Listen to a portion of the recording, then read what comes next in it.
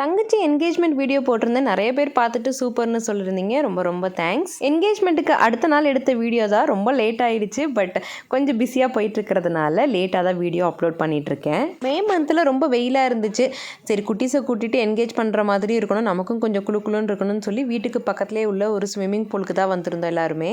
ஆளுக்கு முன்னாடி குட்டீஸுங்கெல்லாம் ரெடி ஆகிட்டாங்க ஸ்விம்மிங் பூலில் குதிக்கிறதுக்கு. இங்கே லேடிஸ்க்கு இந்த கேப்லாம் போட்டுட்டு நம்ம நனைஞ்சிட்டு தான் வரணும்னு சொன்னாங்க. ஸோ நாங்கள் லேடிஸ் எல்லாம் அதுக்கு ரெடி ஆகிட்டு இருந்தோம். ஆனால் பசங்க லைனில் நிற்க ஆரம்பிச்சிட்டாங்க. சீக்கிரம் வாங்கம்மா நம்ம தண்ணியில் குதிப்போன்னு சொல்லிட்டு குட்டிஸோட சேர்ந்து நாங்களுமே என்ஜாய் பண்ணோம். தண்ணினா யாருக்கு தான் பிடிக்காது. ஸோ 1 hour அங்கே குளித்து ஜாலியாக என்ஜாய் பண்ணதுக்கப்புறமா வீட்டுக்கு போய் ரிஃப்ரெஷ் ஆகிட்டு நல்லா சாப்பிட்டுட்டு அடுத்து டூரிஸ்ட் ஃபேமிலி படத்துக்கு தான் கிளம்பியிருந்தோம். ஆக்சுவலி இது ஃபர்ஸ்ட் டேன்னு நினைக்கிறேன். நாங்கள் போனது நண்டு நசுக்கு எல்லாத்தையும் காரில் அள்ளி போட்டுட்டு எல்லாரும் சேர்ந்து போயிருந்தோம். அறக்க பறக்க ஓடி வந்ததில் ஃபஸ்ட்டு 5 minutes 10 minutes படத்தை மிஸ் பண்ணிட்டோம். அதுவாக நமக்கு முக்கியம். நம்ம எல்லாம் சேர்ந்து போய் ஜாலியாக என்ஜாய் பண்ணணும்னு சொல்லிட்டு உள்ளே போயிட்டோம். எங்கள் வீட்டில் ஒரு 2-3 ஜீவன் இருக்காங்க. கண்டிப்பாக படத்தை ஃபஸ்ட்லேருந்து பார்க்கணும், ஒரு நிமிஷம் கூட மிஸ் பண்ணக்கூடாதுன்னு. அவங்களுக்கு தான் கொஞ்சம் டிசப்பாயின்மெண்ட்டாக போச்சு. பட் ஸ்டில் படம் ரொம்பவே நல்லா இருந்துச்சு.